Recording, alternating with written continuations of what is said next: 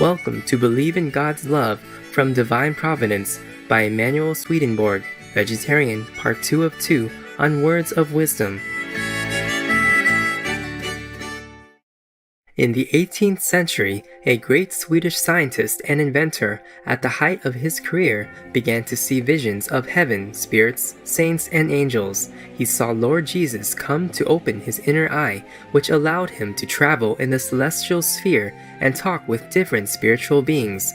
This mystical experience transformed the scientist into an enlightened spiritual leader with a new understanding of Christianity. His name is Emanuel Swedenborg. From 1744 onwards, Emanuel Swedenborg spent over a decade of his life writing down what he saw in his spiritual voyages in more than 24 books.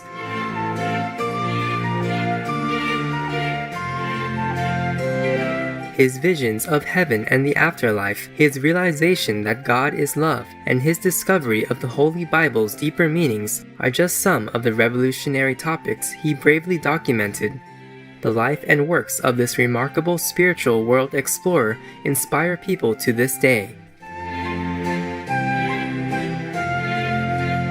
Let us continue with selections from Divine Providence, where Emanuel Swedenborg gives a more in-depth analysis of the importance of appreciating God's love. The Lord's Governance. The Lord does not let anything remain divided.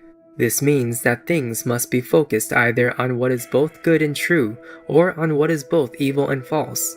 The first of the goals toward which the Lord's divine providence works is that we should be engaged in what is good and what is true together. That is our good and our love, and that is our truth and our wisdom, because that is what makes us human and images of the Lord. It is because of these two factors, our ability to be engaged in something evil and something true at the same time, and the Lord's inability to prevent this because of the goal, which is our salvation, that our discernment can be lifted up into heaven's light and see what is true or recognize it when we hear it, even while our love remains down below. This means that we can be in heaven in our discernment and in hell in our love, and we cannot be denied this possibility because we cannot be deprived of the two abilities that make us human. The two abilities that alone make our rebirth and salvation possible, namely, our rationality and our freedom. These two abilities, that is, are what enable us to act in keeping with wisdom or to act in keeping with a love that has no wisdom. These are what enable us to look down from wisdom on our love below, and therefore see our thoughts, intentions, and feelings, to see what is evil and false, and what is good and true in our lives and our beliefs. If we could not recognize and admit these things in ourselves, we could not be remade.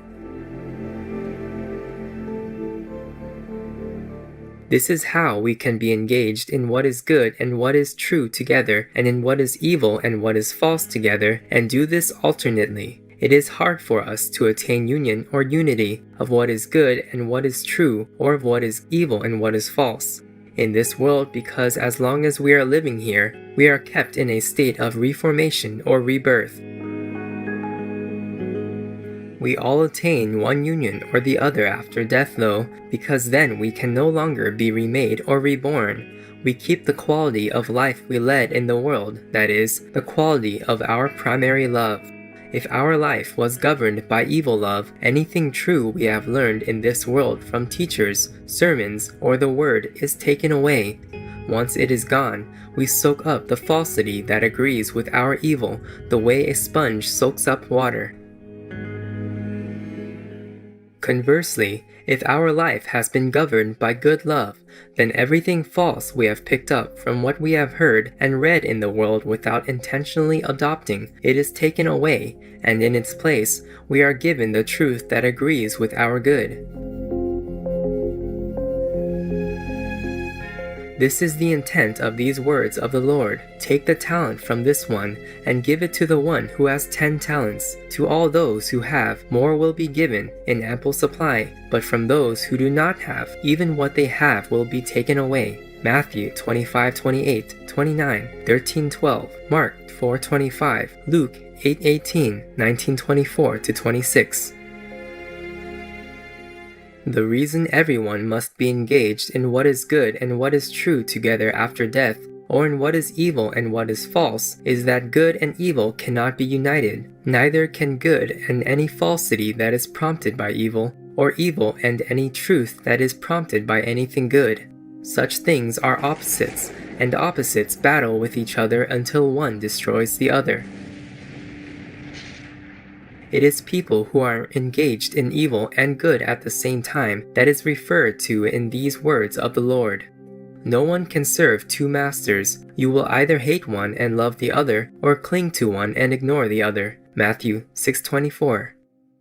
If something is focused on what is both good and true, then it is something. But if it is focused on what is both evil and false, it is not anything at all. What is both good and true is something, and it follows from this that anything that is both evil and false is nothing. Being nothing means having no power, no trace of spiritual life. People who are focused on what is evil and false together, all of whom are in hell, do have a kind of power among themselves. An evil individual can do harm and, in fact, does harm in thousands of ways, though it is only from evil that an evil individual can harm evil people. Still, an evil person can do no harm whatever to good people. If that happens, which it sometimes does, it is through the evil one identifying with something evil in the good. This gives rise to temptations that are attacks by evil people among themselves, resulting in the struggles that enable good people to be freed from their evils.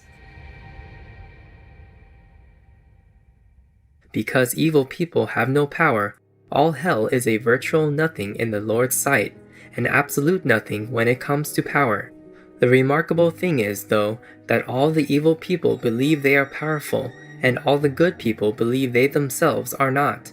This is because evil people ascribe everything to their own power, their own deviousness and malice, and nothing to the Lord, while good people ascribe nothing to their own prudence, and everything to the Lord, who is omnipotent. Another reason anything both evil and false is nothing is that it has no trace of spiritual life. This is why a hellish life is called death rather than life, since anything that exists belongs to life. Nothing that exists can belong to death. People who are involved in evil and in truth at the same time can be compared to eagles that soar high overhead but plunge down if they lose their wings. Something like this happens to people after death when they become spirits, if they have understood, discussed, and taught truths, but have never turned to God in their lives. Their comprehension lifts them on high, and sometimes they get into heaven and pretend to be angels of light. However, when they are deprived of their truths and dismissed, they plunge into hell. Eagles mean predatory people who have intellectual vision, and wings mean spiritual truths. I mentioned that these are people who never turn to God in their lives. Turning to God in our lives simply means thinking that some particular evil action is a sin against God, and therefore not doing it.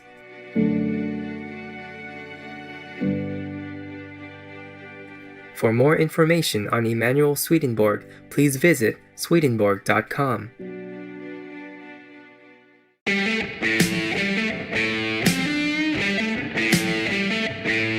Being vegan has helped me immensely. I don't feel sluggish like I did when I was eating meat, and my recovery from training really took off. Morgan Mitchell, vegan.